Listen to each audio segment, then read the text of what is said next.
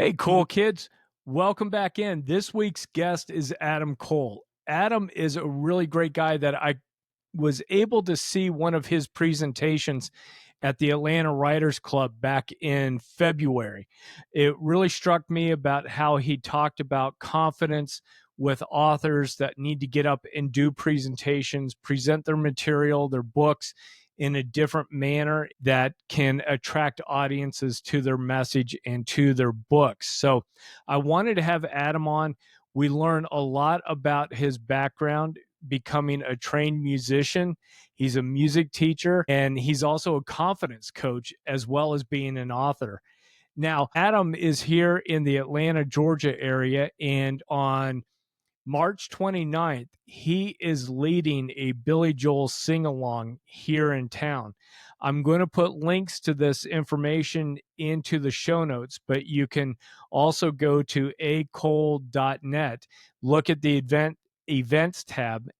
From what it sounds like, it should be a blast. Adam's done this before with performers like Elton John, where they take like an album and they've got a rock and roll band going on, and then everybody jumps in and sings, has a great time being there together and enjoying that moment. So I know you will enjoy it. If you're in the Atlanta area, you're looking for something to do on Saturday, March 29th, give this a shot. And I'm guaranteeing you're going to have a lot of fun with it.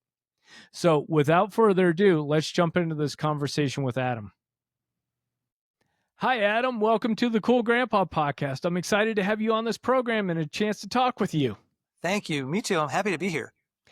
I really wanted to get us together because about a month or so ago, you were speaking at the Atlanta Writers Club. And I heard that presentation. We met a little bit before. I didn't even know you were presenting. And we started talking about YouTube channels and all these things. And what really impressed me was your coaching around confidence and your background with that. And so I wanted to have you on to talk to us about that and then talk to us about how you work with people to do that, because I feel grandparents, especially grandfathers, get to like a second half of life and it's like, oh, I want to write a book. I want to become a speaker. I want to do these things, but they might not have that confidence to really step forward. So if you don't mind, I'd love to have you introduce yourself and tell us a little bit about how, I guess, kind of how you got to where you are now. Wow. I mean, my life has been really long and complicated. I guess the easiest way, I'll try to sum it up. I've had several phases of my life. The first phase of my life after school, I was a jazz musician for about 10 years. And after that, I got married and had a family and was forced to kind of get a real job. And so I was a public school music teacher for about 11 or 12 years. And then after that, I had the opportunity to leave that, and I worked in preschools for about 7 years. And now I'm kind of moving into the next phase. I'm not sure what that's going to be exactly. I'm kind of in transition as I leave. I don't know if I'm leaving music teaching behind forever, but I am more and more working as a performance and confidence coach, and that's the direction I'm headed in. So I've been studying marketing and I've been working on my brand and pushing to get more and more people who need me to me. Oh, yeah. Well, and it's interesting that you're talking about these different phases, because I think when I'm talking with grandfathers as well as men our age, we go through these things a little bit. I think when we're in our 20s, we know what we want to do. I think after we graduate from school, we have a vision in mind. Like you said, same thing with me. I wanted to be a history teacher, and then I had a wife and two kids. She brought the kids from a previous marriage, and it was like, oh, history teachers don't make that much income. And it's like, I got to transition, but now I'm transitioning again. So I love hearing you talk about that. And I wanted to find out too a little bit about what brought you into, I think, teaching music versus being the musician. Not that you give one up, but it's interesting that you've had a couple of little pivots in your life, like you said, that we'll get into, but going from performing in that aspect into teaching. Well, now to be fair, I was never really gunning to do either one when I was a kid. I was a very shy piano player and afraid to perform in front of people and didn't do very much of that. So When I went to college, I went to become a writer. That was my dream, my big dream. I've been writing since I was 5. I mean, I really wanted to be a novelist. Really. And so I went to Oberlin College where they had a great English department, but they also had a conservatory of music there. And I was kind of shamed once I got there because I thought I was a pretty good musician and found out I wasn't. And when I was around those musicians, the music bug just bit. And I found this other thing that was essential to who I was. The writing is always, it's in my blood, but so is the music. And the difference was I felt confident as a writer. Excuse me, you'll have to edit that out. Sure. I felt confident as a writer, but not confident as a musician. And so it took me a long time. I think I held on to music as a career and then teaching. It was just all part of a journey towards becoming the person that I thought that I really was deep down, that I was a confident musician who couldn't break out of his shell. And it's taken me up until about now to get there. So music teaching was really just, I mean, performing as a jazz musician in my 20s was my way of just throwing myself out there and saying, I'm going to do this. I'm a ballet accompanist. I'm a jazz musician. I'm going to do this.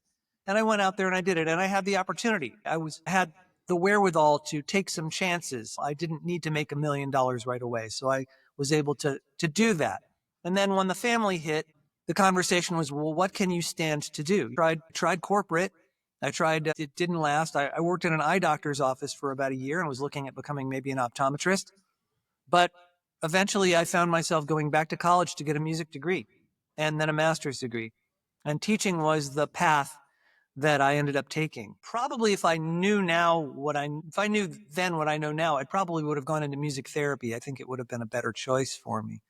But, music teaching seemed to be, it was an opportunity for me to learn more about being a musician and head towards a job. And so, all of these things I've done have been kind of moving me in the direction towards kind of becoming the person that I feel like I was inside and able to just be that person so that when I hit this age, I wouldn't have to be afraid anymore and I could just go whatever direction I wanted to go. I've been really struggling to develop and become free in that way to do what I need to do. Oh, that's awesome. And it resonates so much with me where I think we try to find both the passion as well as the aptitude. And, sometimes it's more of a Venn diagram versus you get both. It's a little bit of like, hey, I've got some passion here, I've got some aptitude here. Right. It may not be the thing that lights my fire every single day, but I do like it. And this is something that I'm good at. Yeah. Well, music teaching in the classroom proved to be much harder than I thought it was going to be. And I say this, I was very well trained. I mean, I went to a school with an excellent music education department, and they really told us what was coming, and they prepared us for what was coming. And even though I was as well trained as I was with all my student teaching, great mentorship, when I got in there, I sank like a freaking anvil. I mean, it was really, really hard, and it stayed hard really for the 11 years that I did it. I got better at it, but it was never easy. And maybe some of that was due to the kind of person I am. I have ideas and things I want to get across to my students. I'm not just looking for the easiest way to teach them. And I think a lot of teachers are looking for what can I do that's going to be easy and it's going to work and it's going to be something I can do every year. I was really passionate about teaching them something. And I was coming up with all these new and innovative ways to do it. And I kept bumping up against the job itself, which, kept my students out of the classroom or forced me to change my schedule all the time or, simply told me, well, we need a show. We just need a show. Don't worry about teaching them how to do anything. Just get this show ready. So things like that kind of got in the way. Oh yeah, the reason I was smiling when you're saying it was harder than expected is I was flashing back to when I first started in band. My folks started me in piano very young, and then elementary school. I think we were introduced to instruments around 5th or 6th grade, Mm-hmm. and then went on into middle school. Typical, I was the trumpet player, and then middle school was like we're lousy. We got enough trumpet players. We need some French horn players. Hey, Greg, why don't you play French horn? It's kind of like trumpet, but it's a little different, Yeah. And so I did it, but I can, my music teachers that I think back on were very patient with us. But now that I've been older, appreciating music more, would have loved to learn more about some of the theories and some of the things. What made this composer really unique compared to somebody else? Because when you're a kid, sometimes it's like Handel's the same as Bach, is the same as Mendelssohn, is the same as the, it's like, it's all classical music. So what's the difference? Right. Well, I should add that while the music teaching was really difficult for me and perhaps not always the best fit, I learned a tremendous amount from doing it. And when I started teaching the piano privately, I found myself knowing a lot of things about how to teach privately that a lot of other piano teachers didn't seem to know. I didn't go in there as a virtuoso. I went in there as someone who knew how to teach. And so I found I had a lot of success privately, one on one, teaching music in ways that I didn't have with a class full of kids. I could decide what I wanted to do, and I knew what to do. Because of my experience in the classroom, I succeeded. It was just painful. And so the successes that I eked out in the classroom came very easily to me one on one with my students. And then I transferred that into working with adults. And so the music teaching kind of helped me find what I needed to understand about how to sequence instruction for someone, how to give somebody what they need in the right steps, how to big to make the steps, how to talk to somebody, how to get over yourself and think about them. These are things that I continue to work on that probably music teaching in the classroom started for me. Okay.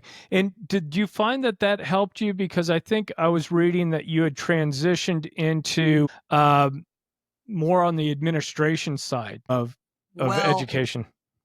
I mean, let's put it this way. I was what you might call free labor administration. Okay. I was, part of the leadership team of the music teachers. I was asked to become the chair of general music for the county, for Fulton County, which didn't really net me any more money, just more responsibility, which was fine. I mean, I actually liked it. I thought perhaps it would be good to have this kind of thing on my resume. And I was happy to mentor teachers and support teachers because I found that by supporting them, I also was able to learn from what I was telling them. Being a teacher, you learn better what you're doing. And so mentoring and supporting teachers in that way was helpful. But I never did become an actual administrator, a coordinator of music. I did work as a project manager for the state of Georgia around music, and that was a nice project. That was only a one-time thing, but I did get to do that. But no, I never moved into administration officially. Oh, okay. Okay. Yeah, I didn't know if some of what you were learning, because I think sometimes people, when they're having some different struggles, but they can see the mechanics of those, of what they need to do, sometimes that aptitude helps out in more of that administration technical role of like, okay, I've had experience. I'm not maybe the best music teacher, but I can help and mentor other music teachers on what they need to do, how to organize themselves, do some of the things that maybe some other people find challenging in their practices. Had they paid me to do just that, I would have been very happy and would have stayed forever. I really enjoyed mentoring and reassuring new teachers and helping them brainstorm and come up with ideas, and I was good at that. But unfortunately, they didn't have the budget to have somebody doing that all the time, so I lost out in that way. But I did enjoy it. Oh, sure. And then how did all of this, with a growing family and music teaching, starting to do one-on-ones, how did that work itself into finding time, I guess, to do your writing? Because that sounds like that was your first passion, or it still is a passion. Yes. Well, I mean, first of all, I had delusions of grandeur, and that always helps. I was convinced that the books I was writing were life changing and they simply had to exist. And so, motivated by that egotistical delusion, I found the time to write and really wanted to write. And I wrote a lot, many short stories, a number of novels, many nonfiction books. And I was good and organized and careful about, making sure that they were available to people in different platforms. So, I mean, I guess OCD, I was able to write because that's how my brain works. I just, whenever I had time, I just dug away at the little tunnel, a few paragraphs here, maybe a couple pages there. Oh, I have some time off. I've got a couple of weeks off. I think I'm going to try to get the novel edited this week, or I'm sitting around in a studio or I'm playing something, but nobody's using me. I'm going to bring the book into the studio. And until I'm actually up to play, I'm going to edit the book. And that's the kind of thing I did. Did you find that you've needed to organize that time, or do you think you have the personality where it's kind of ad hoc? You wake up and it's like 2 hours from Saturday afternoon, I don't have anything on the calendar, so I'm going to go ahead and write. Or do you think you have to plan some of your activities out? Well, me personally, I work very well from to-do lists, and I don't necessarily plan out my time specifically. Usually my brain's going a million miles an hour. So if I'm think of something that I want to get done that day, I write it on a piece of paper and I have a list and I try to get the things done that day that I wrote. If I don't get them all done, I leave the piece of paper there and then I just continue to chip away at it or add things to it until the piece of paper is done. So, in this way, if I have 15 minutes or if I'm sitting down and I feel like I'm doing it, I can do whatever I feel is needful to do at the moment. That's typically how I operate. Okay. Okay. I know everybody's personality is a little bit different. And so I know some folks need to be highly structured and scheduled. And I think I'm kind of that way. I might know a couple of days out that I don't have anything going on Sunday afternoon. So, hey, Sunday afternoon, I'm going to head to the library. I'm going to write a little bit. Other people just go, oh, I've got 30 minutes of nothing. So I'm going to go ahead and write. Yeah. Well, my life has been far too unpredictable for that, especially with all our children. We have five. And, pets and kids, no way. I mean, you can plan, but all of a sudden somebody's bothering you and saying, well, I need to go to the store or, I need this or I need that or help me with my homework. So your plans just go out the window anyway. So, I mean, it never made much sense to try to plan out. Maybe if I ever get that kind of time, I'll need that kind of structure just to stay going. I'm like, wow, I have 17 hours. What am I going to do? But it actually, it, for me to be crowded like that was good for me because it kept me from wandering too far. I only have half an hour. I'd really better write. Oh yeah. Yeah. Well, and I can tell you from my experience anyway, as the kids start to leave the house, that time opens up, which initially is like, oh, thank goodness I don't have soccer on Saturday. I don't have a recital to go to. I don't have these commitments that our kids have. But then it's also a little bit of like, okay, well, what am I going to do with my time? What's going on? Uh, that hasn't happened to me yet. I mean, I'm currently working far too much for that. So where I'm not taking care of my kids anymore, now I'm basically just trying to make a living and keep things going, and that takes a lot of my hours. Oh, sure, sure. I wanted to ask you too about the performance coaching and how you got into that and the confidence, because I think we touched on a little bit with your piano playing and some of that where you were it sounded like struggling or challenged with it. But now that you're at a point and you're starting this, how did you start to come up with wanting to go in that area? Yeah, because I have an interesting balance because in some things I'm really, really confident. Public speaking has always been very easy for me. Not that I don't get nervous, not that I don't work hard at it, but you know, if I work hard at it, I go up there and I knock it out of the park. I'm very good at public speaking. Piano playing was the opposite. I found myself incapable of knowing what kind of work to do.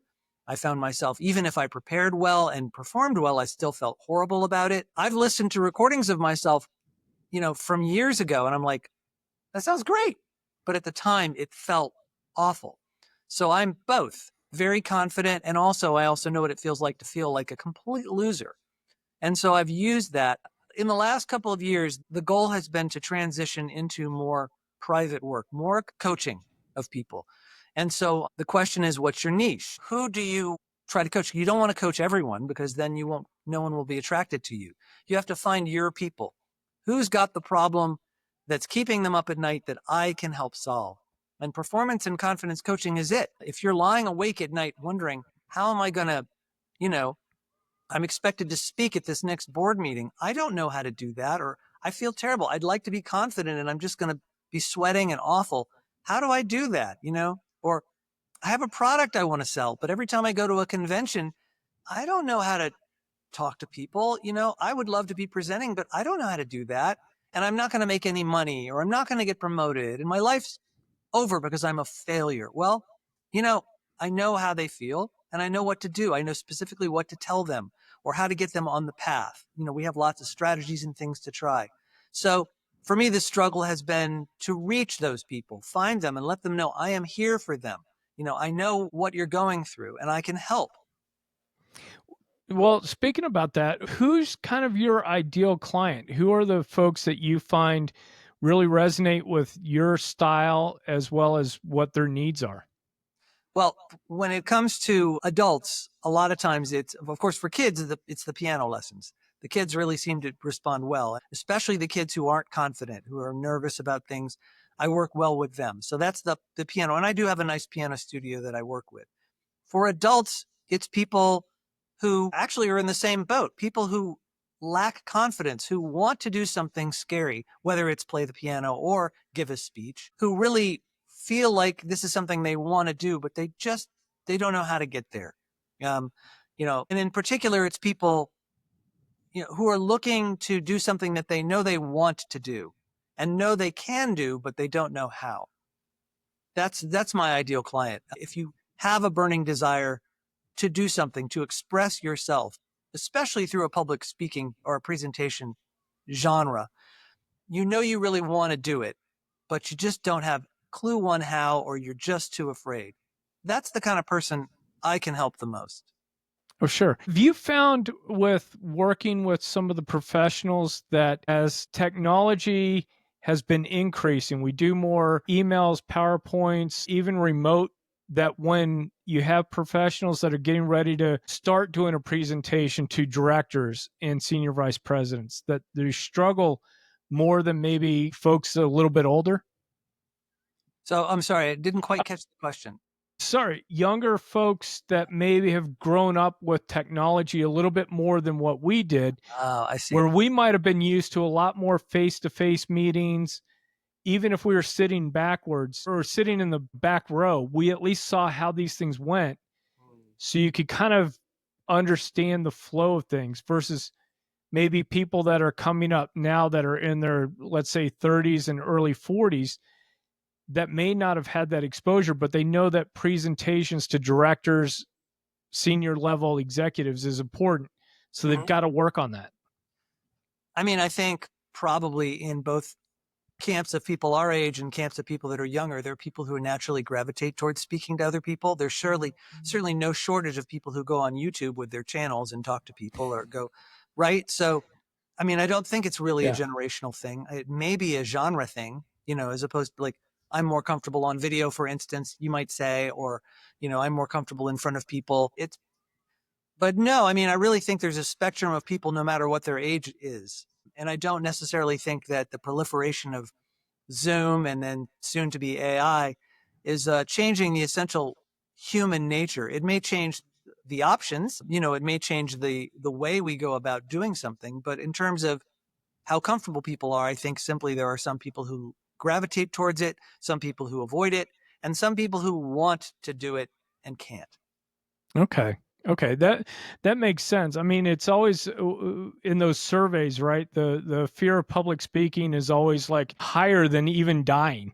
It seems like. That feels. I Yeah. understand the feeling. Yeah. I had a great mentor, and when we were I was going through Toastmasters, and this woman that seems just so confident and could talk in front of large crowds and do all sorts of different things. Found out that when she gave her first, what they call the icebreaker speech, which is just a 4 minutes of tell us your story, she got so nervous she ran into the bathroom and was throwing up, and did that through most of the first few speeches, Wow. but then worked on it, and like you said, you got that confidence. But it it's just one of those things that it's a practice. I think it's a muscle a little bit too, and you have to have a trainer, Yeah. just like a straight trainer. Well, you need someone to help you set your expectations correctly. I mean, I think part of the reason a lot of people are afraid is because they think they have to be perfect or they think it's going to be all about them. And really, the presentation is not about you, it's about who you're talking to. And so the more you can get in the mindset of serving people and the less you get in the mindset of, I okay, the better you're going to be. And that may be part of the reason why, you might throw up like, oh God, what am I going to say about me? How are people going to think about me? Those people don't care about you. I Right. mean, they might be interested in your story if it relates to them, right? Then if it relates to them, they're just thinking about themselves. So you win, you know? So as a side note, as a jazz musician, I found out something amazing because I worried and worried and worried about, is my solo good enough? Am I playing good enough? Are people impressed? Are they listening to me? At some point, I started thinking, what do I need to do to make that drummer sound good? What do I need to do to make the bass player sound good? What do I need to do with my playing to make this drummer who's just okay sound like $1,000,000? Where do I need to put that beat? But before, do I need to be ahead of him, behind him? The more I thought about that, the more I watched the drummer's hands, the more I watched the bass player's hand, the better the music sounded. And all of a sudden people are saying, wow, Adam, you sound great, right? Because it Right. was about them. I was focusing on them, and that made everything sound good. And I didn't have to impress anyone. I was just doing my job, and people naturally thought it sounded good, you know?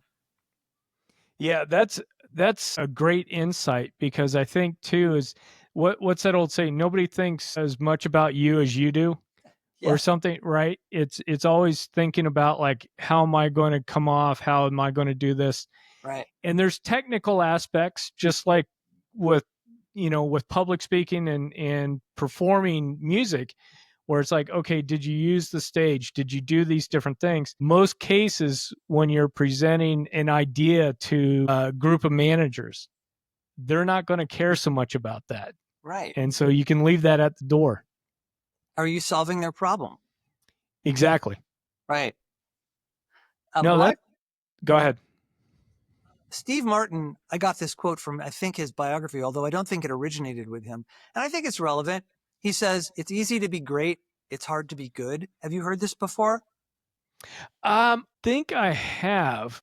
He was talking about in the context of stand up, how you can go Mhm. out and kill it and have a really great night, right? And he says that's easy, actually, because some nights are just going to be like that. What's hard is to be good every night. Not even great, but just good every night, consistently good. And what that is, that's the skill we're talking about. I mean, you might go out and kill your public speech. You might wow your managers. The question is, can you on a consistent basis give those managers what they are looking for? And don't worry about whether it's great or not. Are you solving their problem? That's the good mindset. That's hard. It takes preparation and it takes, understanding the expectations of what that interaction is about. It's about them and what they need. And do you have something to offer them? And if you do, are you communicating it as clearly as possible? Are you watching them to be sure that they're understanding? And are you clarifying and following up? Lots of technical things about being a speaker or a presenter that have to be learned. Very few people have them instinctually because instinctually we think about ourselves, right? Yeah. Yeah. Do you find some of this also translates over to people that are wanting to start like a side hustle or business? You'd reference the person that I think at a trade show or something, and they really didn't go up and talk to anybody about their products. Right. Yes, of course. I mean, if you're starting a side hustle, you have to be thinking not what would I just like to be doing with the rest of my life. I mean, you can if you've got money to burn and you just want to spend your time selling comic books and you don't care who buys them because you just like being at comic conventions and talking to people, great. You win. But if you want to start a side hustle because you need the money, because you want to find a way to spend your time lucrative and, productively at your advanced age or whatever it is, you got to think about what problem you can solve that you haven't solved in the past. Okay, I'm tired of being a lawyer.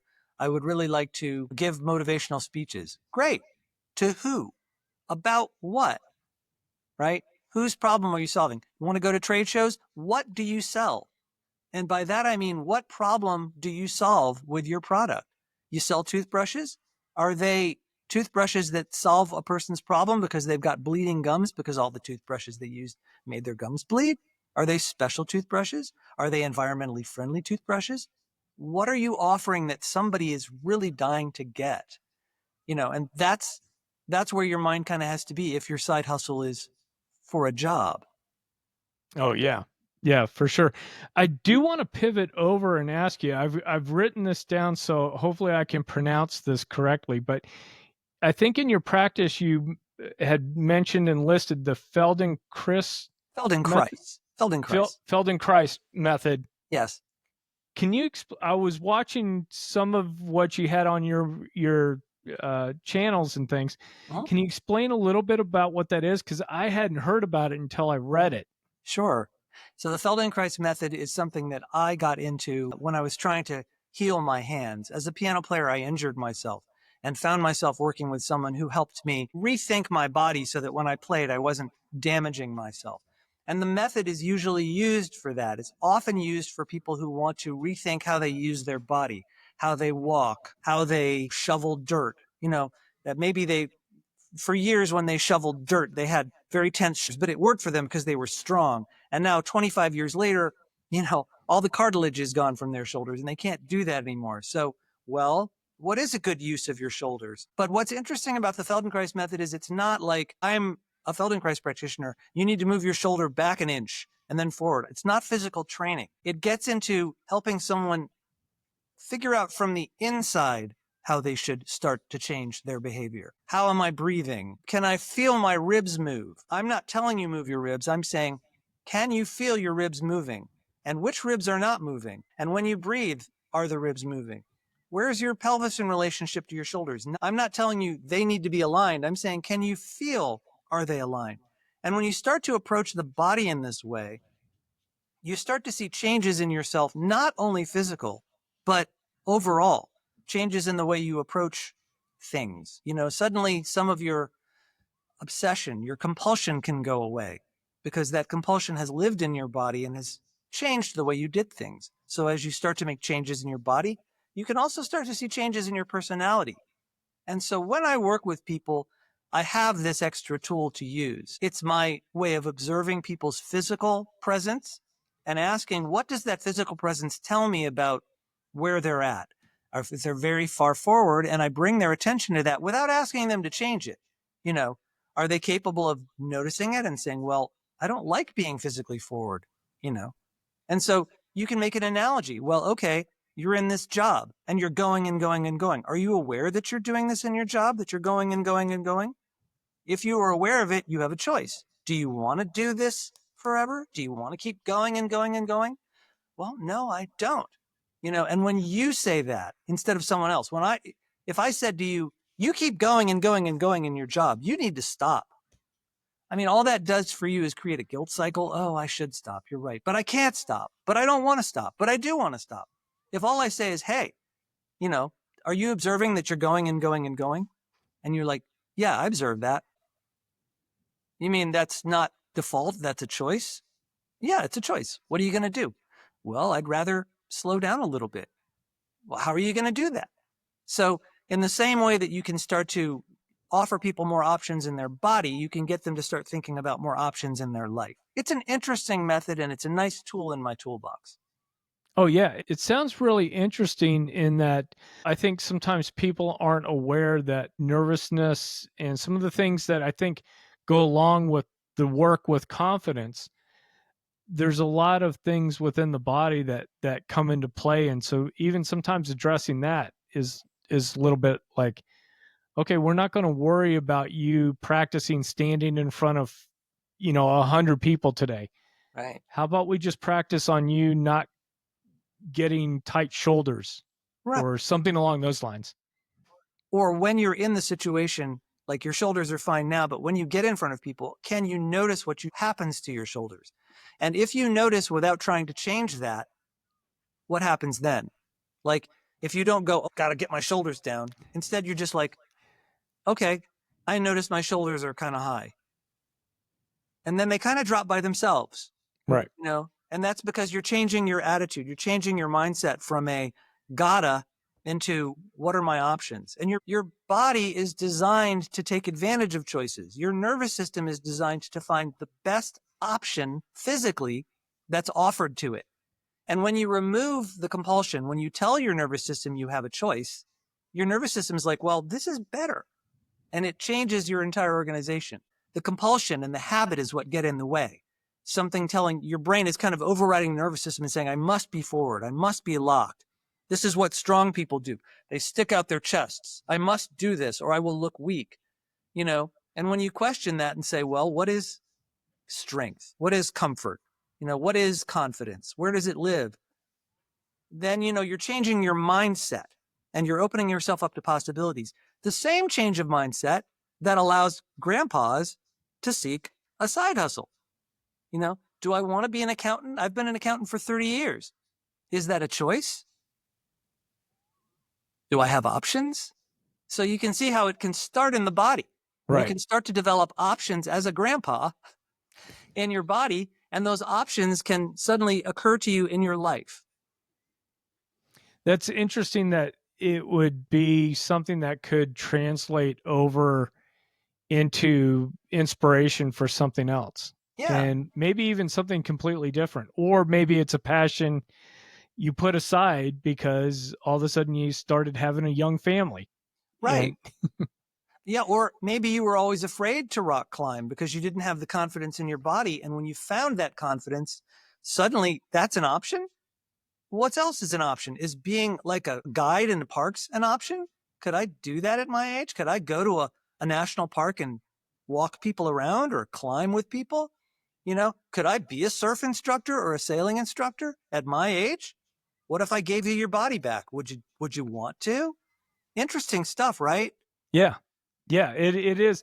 And this reminds me, we've a friend of ours that we've kayaked with before. She's now retired, but within the last 2 years had started rock climbing and then started kind of trail riding, mountain biking. Both things that, like, if we had lunch 5 years ago would have been the farthest things, but she's kind of relaxed herself a little bit and it's like, oh, I'm going to try this physically, and oh, rock climbing's not so bad. In fact, these people on trail bikes look like they're having fun. Yeah. And so those are just interests, but it's one of those, I think, the body saying, yeah, you can do this. You Mhm. don't have to be afraid. Because I Right. think that was a little bit of what was holding her back a little bit. Sure, sure. And of course, you want some guidance with this. You wouldn't want to just start rock climbing with no guidance. But if Yeah. you go about it smart, you might be surprised how far you can go. You have to be respectful of your body. It's older, it isn't going to heal as fast, but we're much more capable in general than we think we are. And what we lack often is not capability, but the opportunity for good mentorship and some confidence that can come with that. Yep.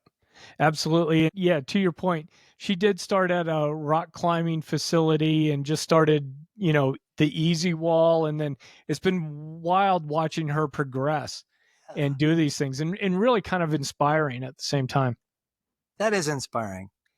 I do want to talk to you a little bit before we wrap things up and let you talk a little bit about Willow Music and that project that you're working on.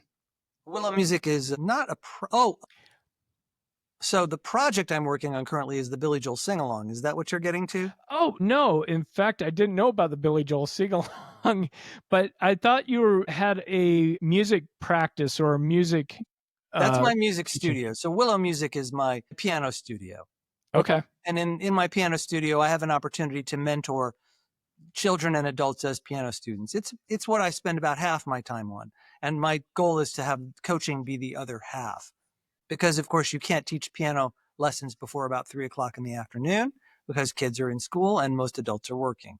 So, coaching can be done during lunch hours. Coaching can be done with people who are retired. Coaching can be done with people who have, the wherewithal to, slip out for an hour and get done what they need to do. And so that's my goal. So Willow Music is the other half of that. That's the work I do as a musician to further my own teaching and my career in that way. Oh, sure. And is that something that's for adults and kids, Yes. or okay. So I have adult students and I love teaching adults piano because, we were talking about, didn't know you could do it. So many of these adults come to me and they think, I'm not very good or I can't, or I took lessons when I was a kid and I don't know, and they're very self-critical. I mean, it's amazing. People talk about, when you're an adult, you can't learn as fast as kids. That's bull.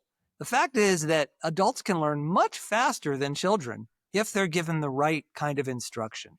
As an adult, you know how to chunk. You know how to practice and to think. The thing adults don't do so well is kind of allow themselves to learn things. They don't know how to. They've got a lot of pre-wired pathways. Little children, of course, are just this kind of, they have pre-wired pathways too, but they're much more open to make new connections.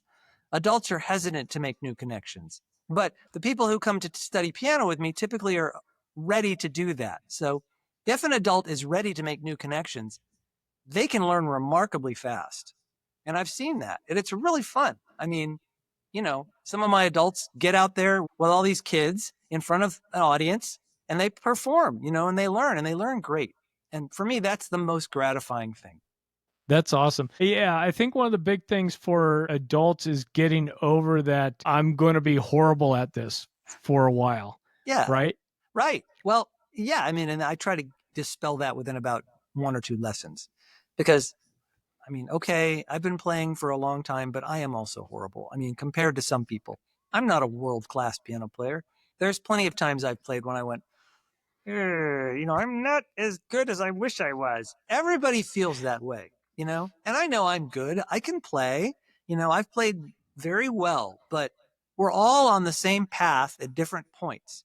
And I happen to know for a fact that the world-class musicians who are at the so-called top of the mountain, they don't feel any different. They think about the legends of the past.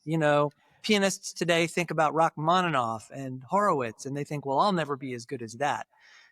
Everybody feels that way because there's no end to improvement. So if there's no end to improvement and everybody feels that way, who cares if you're playing a kid piece? You're doing the same work that the world-class musician is doing. It's just at a different level of refinement, but it's the same work. So there's no excuse to not do it because you think you're going to be bad. They also think they're bad. Yeah, well, and the professional or whoever you're admiring, they started out doing what you're doing, but they did that maybe 30 years ago. Right. They've just been on the trail longer than you have. And we should mention there are definitely advantages people have genetically.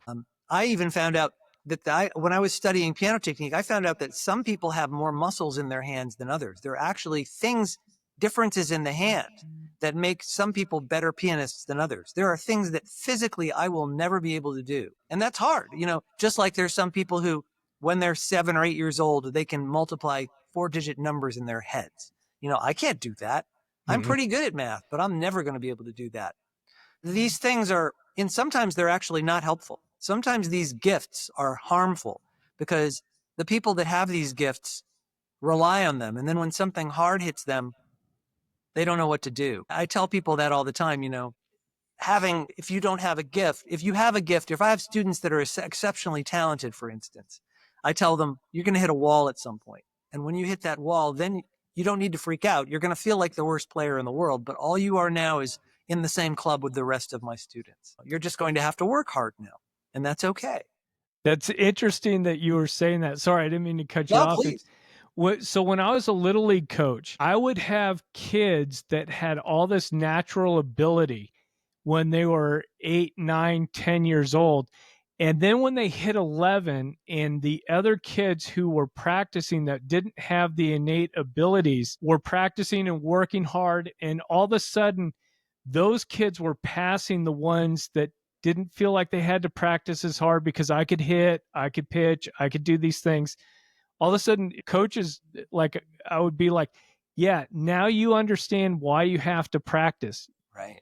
Your gifts took you this far. Now your work and your hustle's got to take you the rest of the way. Otherwise, that kid who couldn't hit the side of a barn 3 years ago is going to be an all-star. Yeah, right. Because just like I told you, the world-class musicians, they don't think they're great, or maybe they still wish they were better. They've gotten to their world-class status because because they weren't satisfied. And so they got used to this dissatisfaction mindset. And what can I do about it? There are no world-class musicians who simply were naturally talented and just never had to work. They're world-class because most of them had that brilliance at the beginning and then continued to work ridiculously hard on top of that. The ones that were brilliant along with them who didn't work, basically gave up in high school or college. They didn't have the work ethic and they didn't really want it. So ultimately, any of us who want to succeed, no matter how good we are when we start, we all have to face the wall. We all have to figure out what do we need to do to get better. And that's part of performance and confidence coaching is get past this question of ability. It's not about that. You have to solve someone's problem. So do you have the skills to do that? What do you need in your armory or your toolbox to begin to solve people's problems and go get them? And however long it takes you to get them is somewhat irrelevant unless you're, broke and need income right away. And if you are, no one can do anything for you because it's going to take however long it takes for you to do that. But, the harder you work, the quicker you'll get there. But that's just it. You can have the confidence you need by getting it, by knowing on the inside that you have done the work you needed to do to solve those problems. Oh, yeah. Yeah, absolutely. And Adam, as we start to wrap things up, I do want to ask you about Truer MU. Uh-huh.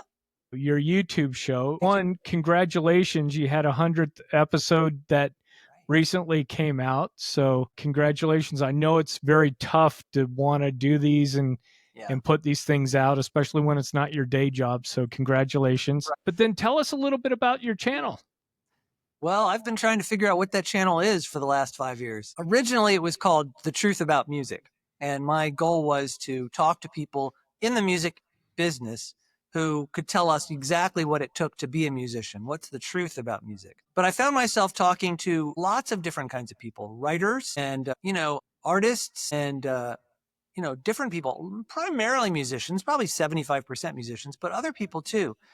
And I found myself just kind of interested in who I was getting to talk to and what I was talking to them about.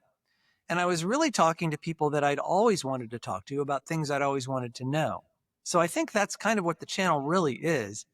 It's sort of a reflection of me and my curiosity. I think if you want to know more about writing, there's a writing playlist. If you want to know more about film scoring or orchestration, there's an orchestration playlist, a jazz playlist, a classical playlist, a songwriting playlist. Different people who did different things that I wanted to know. And maybe it's all about performance and confidence ultimately. It's like, who are you and what did you have to do to get to this place? How did you become the person that you are? And what insights can you offer someone else? Not only to become what you are, maybe you don't want to be a film scorer, but what's the job like? What did you overcome to get the job? There are commonalities in all of these things. It's a mindset that's the commonality. It's the, what do I have to do to solve the problem mindset? And I suppose that's kind of what the truth is in that channel, the problem solving mindset. Oh yeah, no, I've loved it. I've loved diving in, checking out some of the past conversations that you've had. We talked a little bit about that before we got on here, so we'll put a link to that into the show notes so folks can find it and subscribe to that YouTube channel. Adam, what's the best way for people to get in contact with you? Maybe they're looking for a performance coach, or if they're in the Atlanta area, maybe they want to take some music lessons. Oh, they can take music lessons via Zoom. That's fine too. Okay, so you're doing it remote as well. Well, I had to. Once the pandemic hit, I was either going to lose all my students or we had to go online. So we learned how to give piano lessons online. Okay. So absolutely. It's not preferred, but if you live in London and you want to study piano with me, you can do it. We do it via Zoom. It's totally possible. My contact information is almost all at .net, acole.net. Another address is adamthelearningcoach.com. You can go there to find it. Either of those will take you to the same website, my performance and confidence coaching website. And, you can learn more about me and you can see some of the presentations I've given and you can read about my history and you can contact me to do some work together. Oh, yeah, that'll be great. And those are going to be in the show notes as well, because we know people are at the gym or whatever when they're consuming this. Adam, is there anything about performance coaching, anything about music teaching that you would like to bring up that maybe I haven't asked you? I don't think so. I think we covered everything that I wanted to talk about. Did you have any other questions for me about anything that we haven't mentioned? You know what? The Billy Joel sing-along project. Good. Okay. So 3 years ago, I got it in my head that I really wanted to do an Elton John sing along. And I did it. I got the courage up to get a couple of buddies together, and we did it. Three of us, plus another singer who sang one song. And we did it. We put on this show. I'm a church organist, and the church that I work at provided me with a venue, a beautiful room. They've got a wonderful sanctuary with some of the best acoustics in the city of Atlanta. It's First Christian Church of Decatur. And so we put on the show. And it was wonderful. We had a great audience. They sang along. I did all these Elton John songs. I put on the big goofy glasses and looked like Elton. And we videotaped that show. It's on my YouTube channel. It's on TrueRMU. And then I wasn't going to do it again, but my bass player found out that I was interested in Bruce Springsteen. And I told him, it was always my dream to do the Born to Run album. He says, "Oh, you've got to do that." So last year, we did Bruce Springsteen's Born to Run album, start to finish.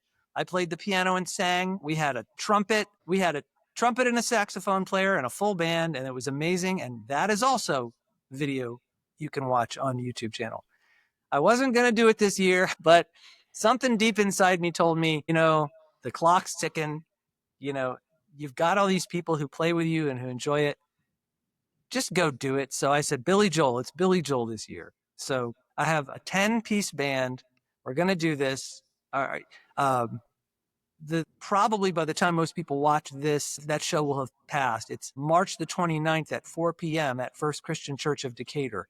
If you missed the show, I will do my best to video it and put it on the channel because it should be a lot of fun. Okay. I'm loving that. I'm going to have to find out more information because I'm a big Billy Joel fan. I took the wife to New York to see one of the last Madison Square Garden shows. Was that awesome? It was fantastic. And in fact, I'll tell you a little story. We got just a minute or two. And this is the most New York thing ever, right? So we're there, we're focused in, and the woman next to me, my wife's on my right, woman next to me, my concert buddy. I always call him, whoever's sitting next to you is your concert buddy. And she's got her phone and she's watching the Rangers Capitals game on her phone while dancing around to Billy Joel and stuff. And it's like, I was like, okay, this has got to be it. And you'd hear different people at different times when the Rangers would score would be just random weird applause that was in the middle of a song or something. And it was like, oh, they just scored. And these times we live in. Adam, thank you so much for being on the Cool Grandpa podcast. I really have enjoyed this conversation. I've enjoyed the insights that you've provided. It's been a blast. Thank you for having me. I've really enjoyed it.